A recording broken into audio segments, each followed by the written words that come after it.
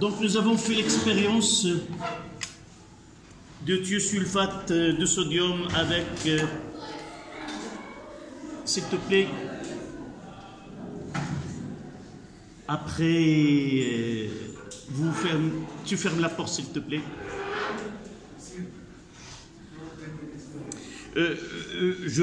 Oui, d'accord, je refais l'expérience. D'accord, le samedi.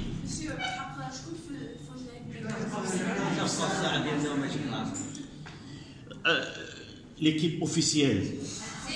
Vous êtes l'officiel de cette semaine.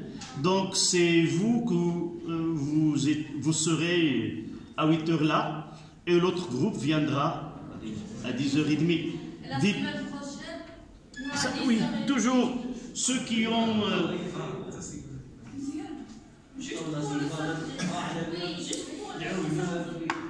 Juste pour le samedi, mais j'ai parlé au censeur, si c'est possible, oui.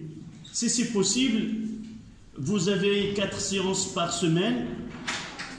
Si c'est possible, on aura deux séances par groupe. Et comme ça, on n'aura pas le problème que nous avons cette semaine. Vous n'êtes au lycée qu'après 2 semaines. Si une semaine où il y a il n'y a pas de cours, donc vous n'arriviez qu'après 2 semaines. Donc, en attendant, 2 séances par semaine pour chaque groupe. Là, le samedi, vous avez des groupes et l'autre.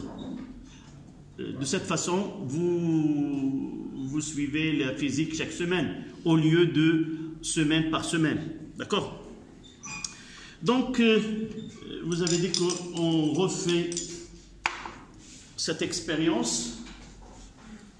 C'est la dismutation de thiosulfate en milieu acide. Donc je vais essayer d'ajouter quelques gouttes d'acide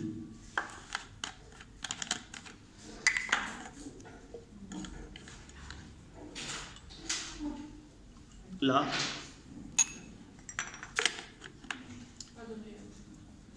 Au début, comme si l'œil n'arrive pas à distinguer entre l'instant où j'ai ajouté les gouttes d'acide chlorhydrique et l'apparition des produits. Donc, nous devons attendre quelques secondes afin de remarquer la différence entre une solution, voilà, il commence à devenir blanchâtre, et la lumière peut traverser le tube à essai, mais au cours de temps, l'apparition de soufre que vous voyez, blanche qui vire vers le jaunâtre, et nous avons dit que les produits de cette réaction sont le dioxyde de soufre qui est SO2 et le soufre. Évidemment, le dioxyde de soufre se dissout dans la solution, et vous pouvez sentir une odeur caractéristique de soufre et de ce gaz-là. Donc là, nous disons que la dismutation de thiosulfate dans un milieu acide est une réaction ou transformation qui est lente, et le produit des réactions, c'est le soufre et le dioxyde de soufre. Donc, comme j'ai dit la dernière fois, il ne faut pas garder ce mélange réactionnel dans le tube à essai afin de ne pas, parce que le soufre se dépose à l'intérieur et rend le tube inexploitable par la suite si nous utilisons des solutions qui sont transparentes. Donc on s'est arrêté dans l'équation, les 2 demi-équations. Nous avons fait une, votre camarade l'a fait, elle reste la deuxième, qui donne le dioxyde de soufre. Et nous avons dit que cette demi-équation va être réalisé par votre camarade, Soukaina. Tu as cherché à la question. Tu te rappelles la dernière séance, qu'est-ce que nous avons dit? J'ai dit que la prochaine fois, c'est toi qui vas équilibrer cette équation. Tu me comprends? Tu comprends ce que je dis? Tu as fait cette demi-équation. Et qu'est-ce que tu as fait de la dernière séance jusqu'à maintenant? Tu as revu le cours? Dis quelque chose. Le cours que tu as écrit, tu ne l'as pas revu. Non. Pourquoi? Y a-t-il une cause?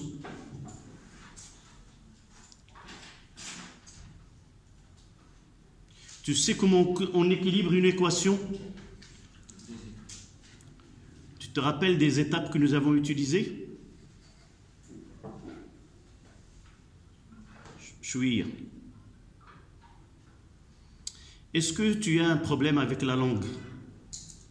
Non.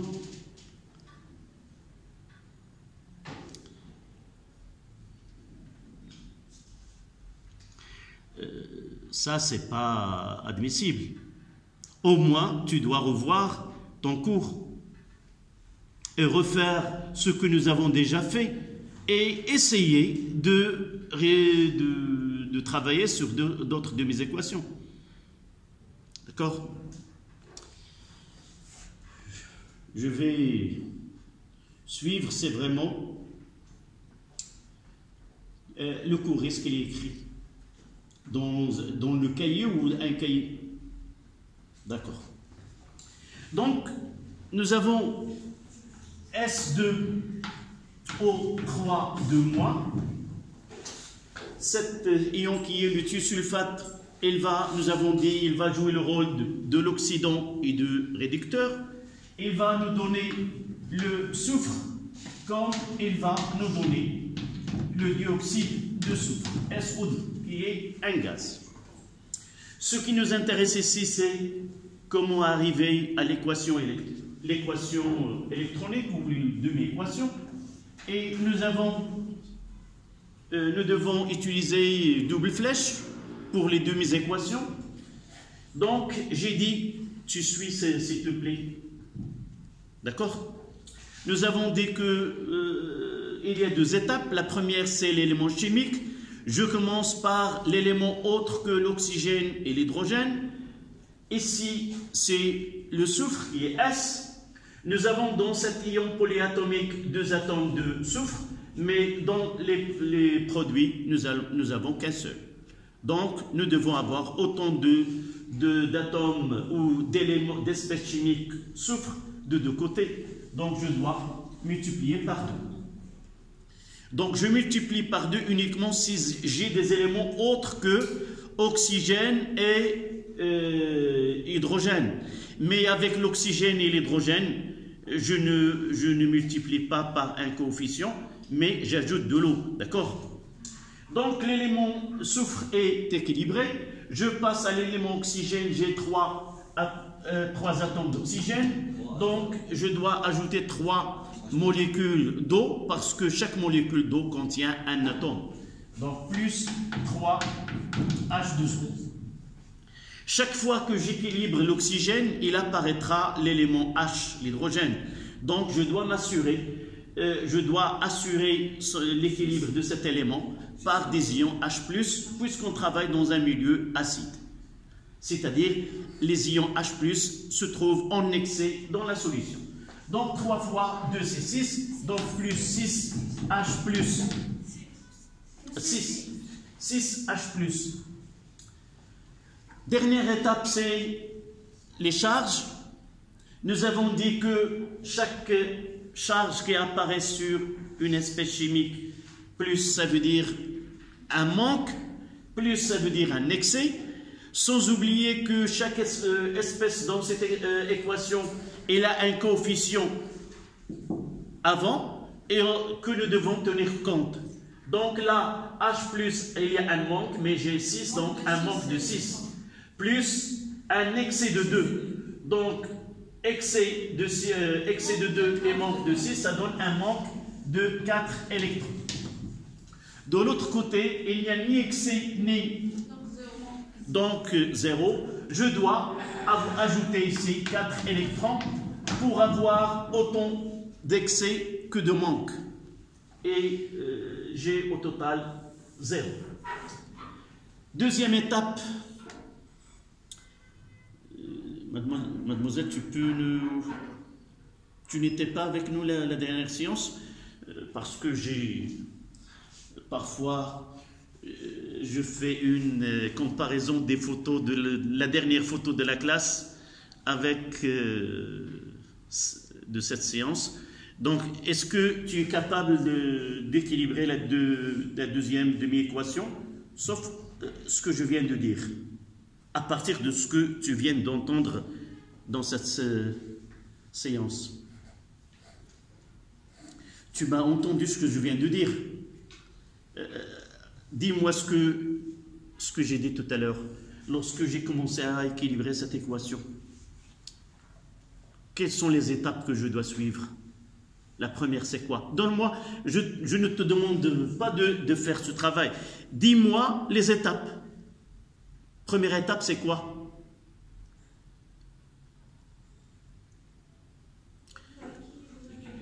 Oui? Combien d'étapes? 2. La première, c'est quoi?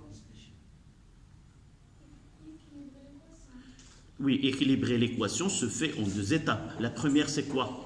Première étape, j'équilibre quoi?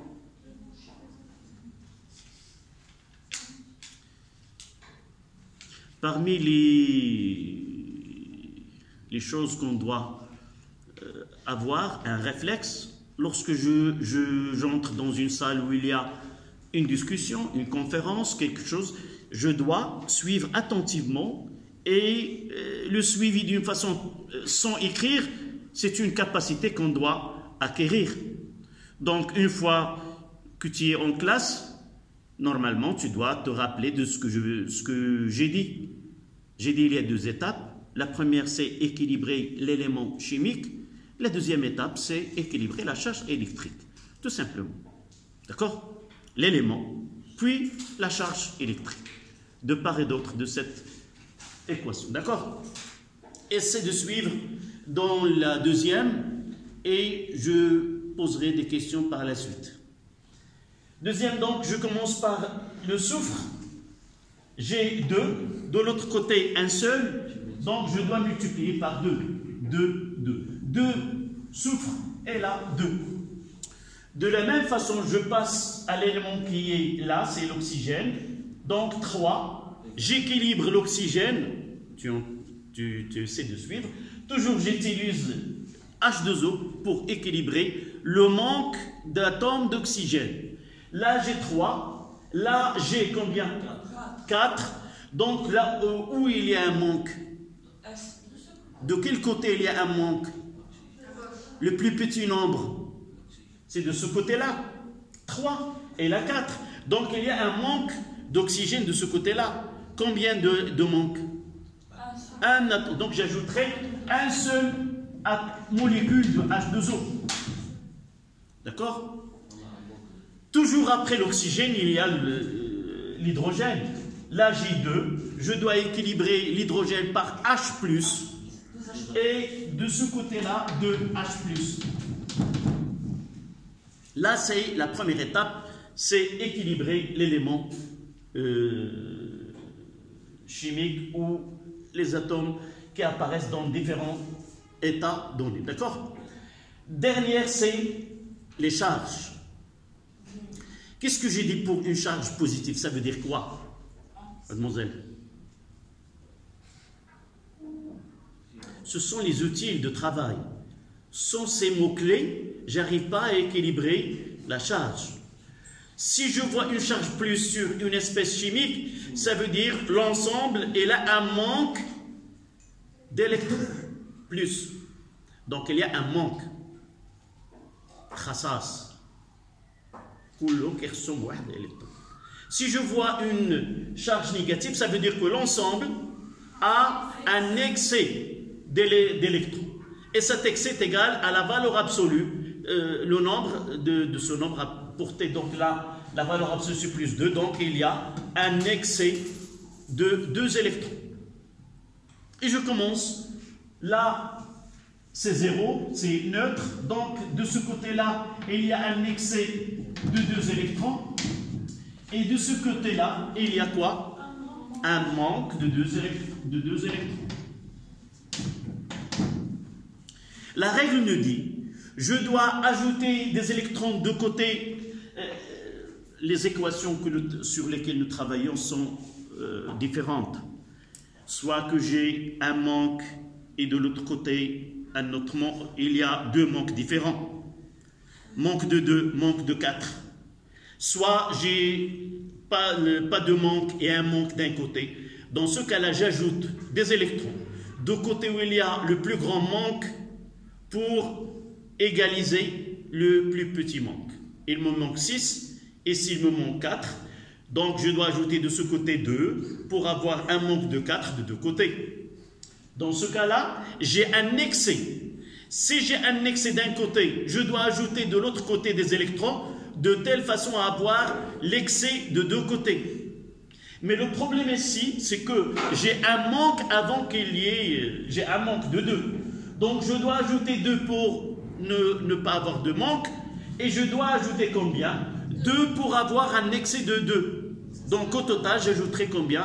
4 électrons. Donc j'ajouterai ici plus 4 électrons. Et ici, ça donne un excès au total de 2 électrons. En ajoutant ces 4 électrons, on aura excès de 2 côtés. Et par la suite, n'oublions pas que je dois utiliser une double flèche pour les demi-équations. Oui. Un élément chimique peut être un accident dans une réaction. Et oui. Peut être aussi un réducteur. Oui. Oui, ceci nous l'avons vu l'année dernière, l'année dernière entre guillemets, ça dépend, l'année dernière c'était une année scolaire exceptionnelle, nous n'avons pas complété le programme d'une façon normale, mais durant l'année, en première année sciences, nous étudions des espèces semblables à ce comportement. Un acide, par exemple, il peut être soit acide, soit base, et ce qu'on appelle un amphotère, c'est-à-dire selon le milieu, il peut réagir soit acide, soit base. Mais dans les réactions d'oxydoréduction, nous n'avons pas un nom spécial pour ce type des espèces chimiques qui peuvent réagir autant qu'oxydants ou autant que réducteurs selon le milieu. Mais nous avons généralement, nous trouvons dans notre programme 2 espèces, celle des S2O3 et celui de H2O2. C'est des espèces, ce qu'on appelle le comportement étrange par rapport aux autres, on dit que c'est une dismutation. C'est un changement d'état. On trouve la même espèce, on répartit les tâches, une joue le rôle d'un réducteur, ou l'autre joue le rôle de l'oxydant. D'accord? Mais ceci ne pose aucun problème. Généralement, il nous donne les produits et c'est facile de connaître. Dans ce cas-là, si tu reviens au cours, j'ai dit que cette réaction de dismutation nous donne tel ou tel. Je peux connaître à partir des données qu'il s'agit d'un seul élément qui peut donner. Si tu relis, nous avons dit dismutation, ce que nous avons utilisé S2O3 de Na+, de l'acide chlorhydrique, et nous avons dit comme produit le soufre et SO2. Là, sans qu'ils nous disent qu'il s'agit d'une dismutation. Et lorsque tu entends par dismutation, ça veut dire que l'élément qui va, ou l'espèce chimique, il va jouer un double rôle. Sans qu'ils nous disent qu'il s'agit d'une dismutation, je dis que de là, voici les réactifs, voici les produits. Donc, j'obtiens S il ne peut venir que de S2O3 de moi. Voici la première équation. Et j'obtiens SO2. Il ne peut pas venir ni de H3O+, ni de Cl-, ni de Na+, donc il ne peut venir que de S2O3 de moi. Donc c'est facile d'arriver à écrire les équations, même si dans ce cas-là particulier, nous n'avons pas, c'est pas comme Fe de plus avec MnO4-, et là nous avons Fe3+ et Mn de plus. Là c'est simple. C'est facile de dire que Fe de plus nous donne Fe3+, et MnO4- nous donne Mn de plus. Dans ce cas-là, il nous demande un petit effort. Oui? Monsieur, si on a le même nombre de manques à cette partie, le même nombre ici d'excès, est-ce que c'est équilibré? Comment? Si on a le même nombre de charges Oui. en excès à ce côté, Oui. et le même nombre de manques à ce côté. Oui. Le même excès et le même manque. Oui. Non, s'il y a un manque et un excès, non, mais on ne peut pas. Non, on ne peut pas avoir équilibre de charge avec un excès de 2 et un manque de 2. C'est pas. On peut ajouter dans les deux. D'abord, nous devons penser à ce que nous disons. Un manque de 2, c'est pas égal à un excès de 2. C'est comme l'exemple. C'est le même cas que nous avons ici. Si. Un excès de 2 et un manque de 2.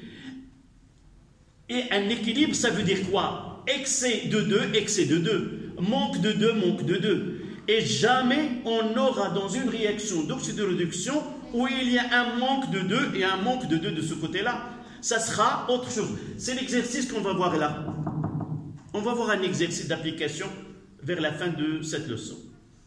Si vous arrivez, sans erreur évidemment, même excès ou même manque, ça veut dire que ce n'est pas une réaction d'oxydoréduction. À moins s'il y a une erreur. Mademoiselle? Oui? Mais, parfois tu me dis non. Toujours j'ai ce problème de lire les visages. Comme si tu voulais poser une question. Oui. C'est-à-dire, monsieur, si on a un excès et un manque de même nombre de charges, on va ajouter la somme de quel côté? Toujours, je paye avec des électrons. Ce sont des réactions qui misent en jeu des électrons. Donc, dans une de mes équations, je dois ajouter des électrons quelque part. Et ce quelque part, ça veut dire là où il y a, ça dépend de la situation que j'ai. Les cas possibles. Un manque de 2, un manque de 4. J'ajoute du côté où il y a le plus grand manque pour avoir le plus petit manque. Pas de manque et un manque d'un côté. J'ajoute autant d'électrons de manque de ce côté-là pour avoir... et ainsi de suite. Si j'ai un excès d'un côté, je dois ajouter des électrons de l'autre côté pour avoir le même excès. Si j'ai un excès de 2 et là j'ai un excès de 4, je vais ajouter des électrons de côté où il y a le plus petit excès pour avoir le même excès de l'autre côté. Toujours je dois payer avec des électrons. Il faut savoir là où je dois, ce qu'on dit, c'est pas la bonne place où je mettrai des électrons. D'accord? Oui. Alors, dans ce cas-là, s'il y a un excès de 2 dans un côté et l'autre côté, il y a un manque de 2, on ajoute à 2 électrons. Pour avoir 0.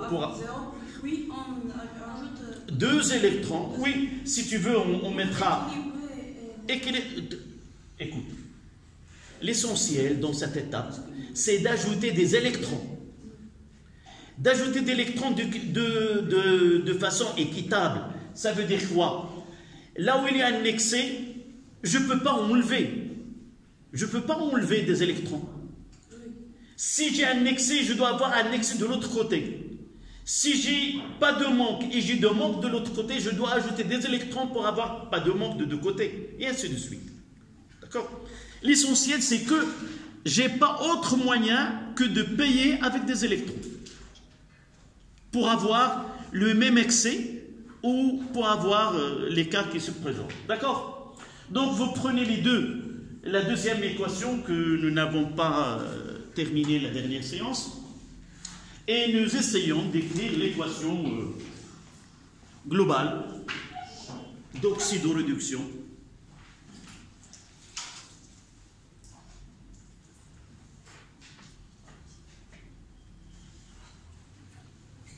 Donc je dois enlever ceci.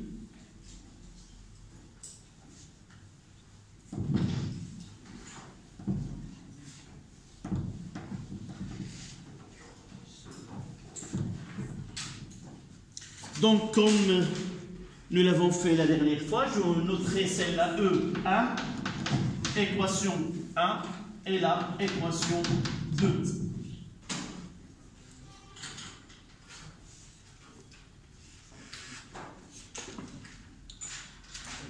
Et pour avoir l'équation globale, l'équation de la réaction d'oxydoréduction, c'est E est égal à quoi? Et toujours ayez l'habitude de vous rappeler vous-même la règle d'abord pour ne pas se tromper par la suite.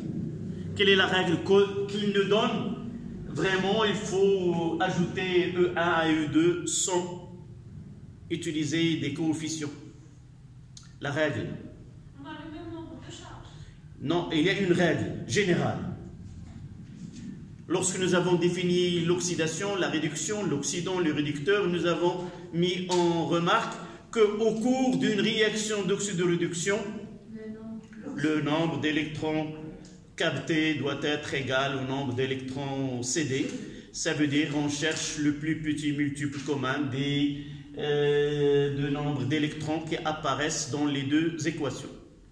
Dans ce cas-là, le plus petit, nous avons le même nombre, 4, donc nous n'avons pas besoin de chercher ce ppmc. Donc, je mettrai E1 plus E2. D'accord?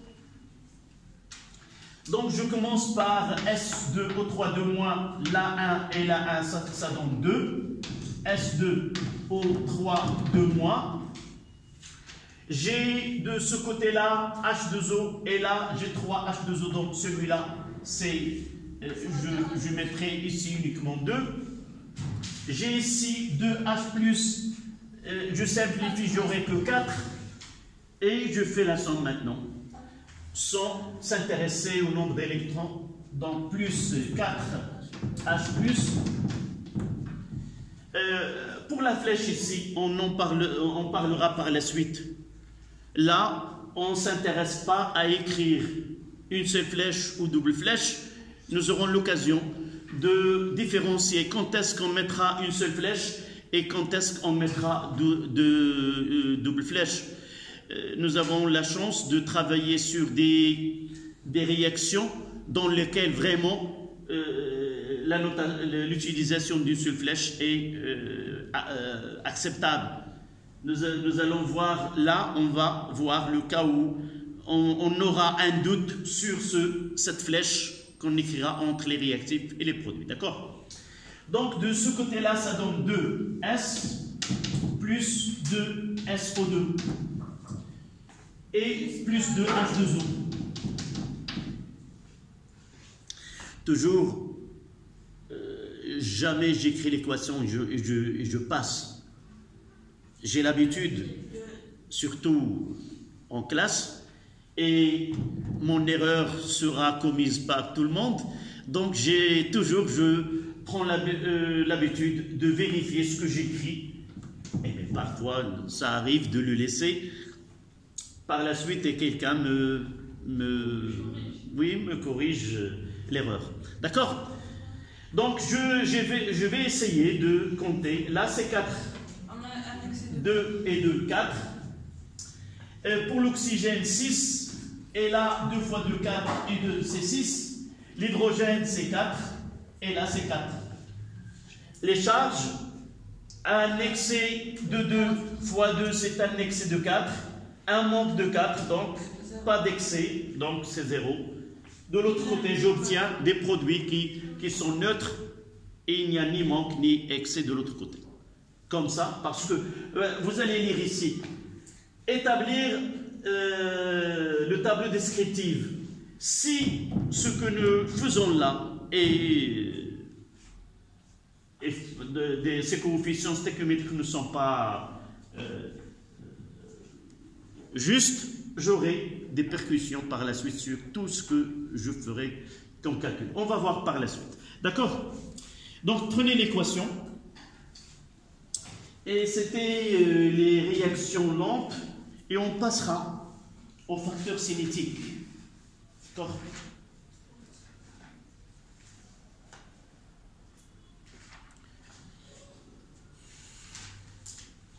Ça y est? Vous avez écrit les...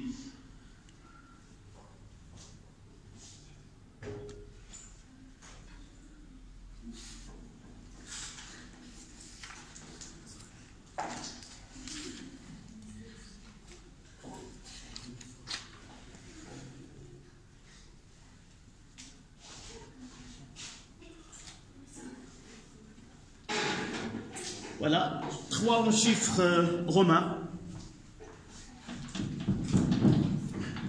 Facteur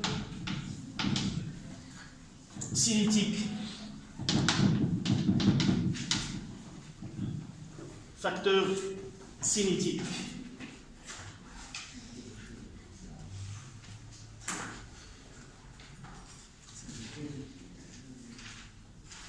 Ça y est? 3 en chiffres romains. Facteur cinétique.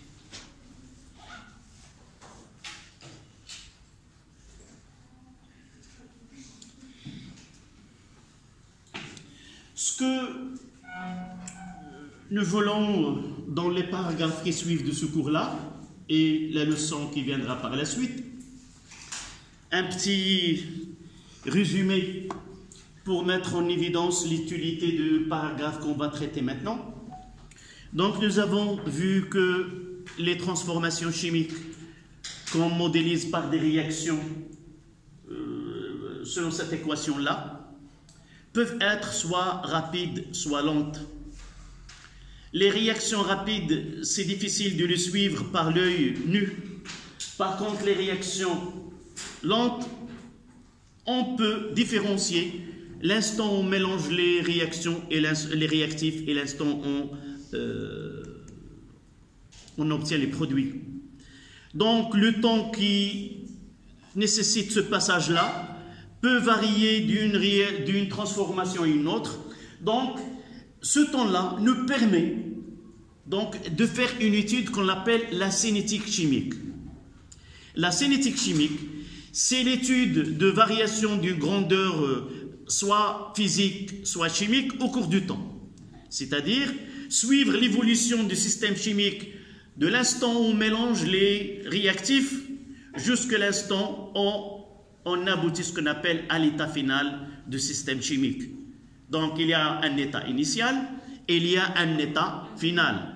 Entre l'état initial et l'état final, nous pouvons parler des états instantanés.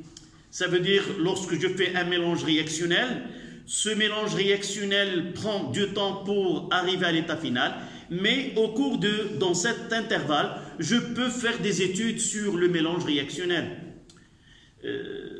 Nous n'avons pas parlé de technique, on parlera par la suite. Donc, cette évolution dans le temps peut être décrite par ce qu'on appelle la cinétique chimique. Cette cinétique chimique, qui est l'étude, soit on étudie la variation de la quantité de matière d'un réactif, soit la variation de la quantité de matière d'un produit de cette transformation, soit tout simplement étudier la variation ou l'évolution de l'avancement de la réaction qui est X. Comme on peut étudier, par exemple, si nous avons dans le cas là un gaz, nous pouvons suivre l'évolution de ce système-là à partir de gaz formés. Il suffit d'avoir une technique qui permet soit de mesurer le volume de gaz dans le mélange réactionnel, soit comme dans l'exemple qu'on va voir ici, suivre la pression. On relie le dispositif expérimental à un baromètre qui permet de donner la pression au cours de temps. C'est ce qu'on va voir dans la partie, le leçon qui suivra, c'est le suivi temporel d'une réaction ou d'une transformation chimique. Et on va voir quelles sont les étapes qu'on doit avoir. Donc, nous avons dit que la cinétique chimique étudiée dans le temps. La première des choses qui est essentielle, c'est comment influencer cette déroulement dans le temps. On est dans un monde où le temps il est très important. Donc là, dans l'état où on est, tout le monde cherche à, contre la montre, trouver quoi? C'est pas l'information, mais le coronavirus. Donc là, le temps, donc on est obligé. Comment raccourcir ce temps-là? Au lieu que la réaction se fait dans 10 minutes, pourquoi nous ne pouvons pas le faire dans quelques secondes? Si nous arrivons à diminuer le temps dans lequel s'effectue une transformation chimique, c'est que nous avons utilisé pour ce but-là un facteur cinétique. Un facteur cinétique, c'est une grandeur qui est capable de diminuer le temps que nécessite une transformation chimique. D'une autre manière, augmenter la vitesse de réaction. Et ce n'est pas toujours, on cherche à augmenter la vitesse de réaction. Dans certains cas, nous sommes obligés d'augmenter et même d'arrêter un processus ou une transformation chimique.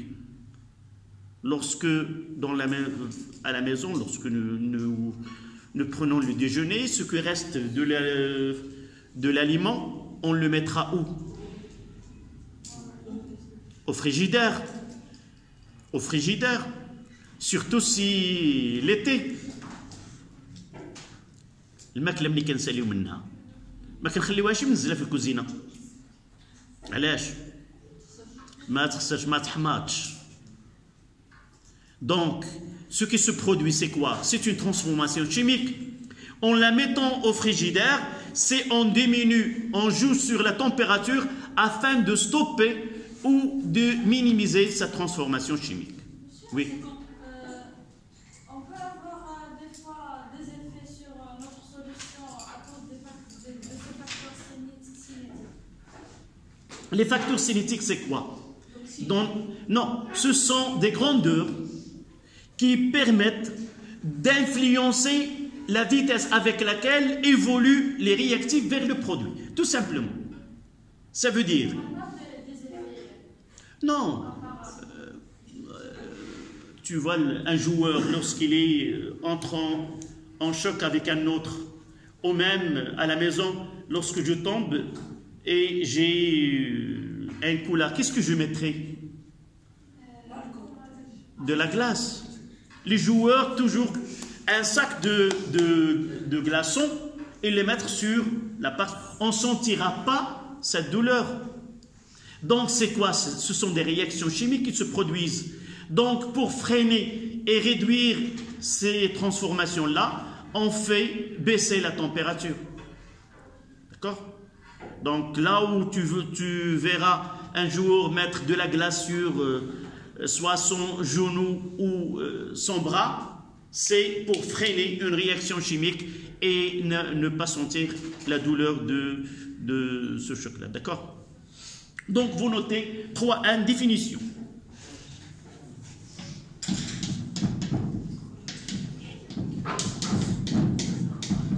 Définition.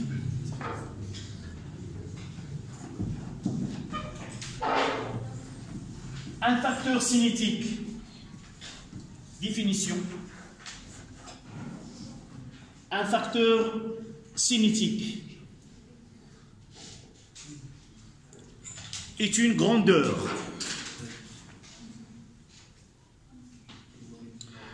facteur cinétique est une grandeur. Évidemment, il peut être soit physique, soit chimique. Une grandeur physique, on n'entend par grandeur physique, par exemple la température, la pression, ce sont de grandeurs physiques. Grandeur chimique, ça veut dire, par exemple, faire varier la quantité de matière d'une espèce donnée, ce qu'on va voir par la suite dans l'expérience. Donc, un facteur cinétique est une grandeur qui modifie la vitesse avec laquelle se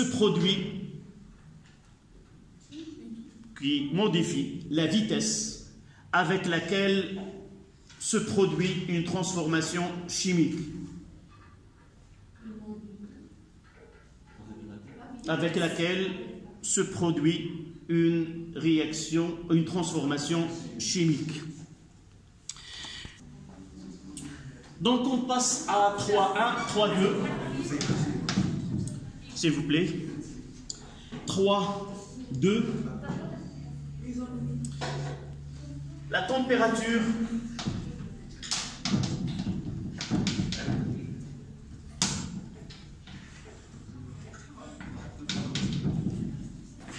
comme grandeur, la température, oui, la température comme grandeur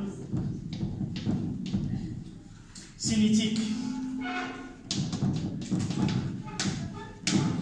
c'est-à-dire la température du mélange réactionnel.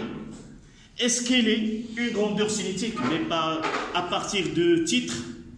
Vous voyez qu'il est une grandeur cinétique. Donc je vais essayer. Là, je mettrai de l'eau. Je chauffe de l'eau. Et je vais prendre comme réaction.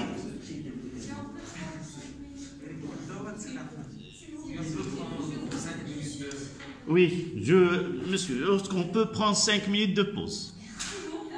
S'il vous plaît. D'accord. Le temps de préparer mon expérience et d'accord. On va essayer de mettre en évidence l'influence de la température sur la vitesse de réaction, mais nous n'avons pas encore défini qu'est-ce qu'une vitesse de réaction, mais nous pouvons faire apparaître la notion de vitesse dans ce cas-là, c'est le temps mis pour arriver à la fin de la réaction. Par exemple, nous disons qu'une réaction est plus rapide qu'une autre si le temps nécessaire pour arriver à la fin est plus petit qu'un autre. Plus le temps pour aboutir à la fin de la réaction est petit, plus la vitesse de la réaction est grande. Donc, je prendrai comme exemple la réaction entre le permanganate de potassium, connu par cette coloration violette qui caractérise l'ion MnO4-. Nous savons que son conjugué c'est Mn2+, et l'acide oxalique que nous avons déjà travaillé avec. Une solution d'acide oxalique là, et j'ai une solution de permanganate de potassium. D'accord? Donnez-moi qu'est-ce que je dois faire pour mettre en évidence l'influence de la température sur le déroulement d'une réaction ou d'une transformation chimique, pour voir quel est l'effet de la température. Oui? On mélange les deux réactions. Oui, on fait...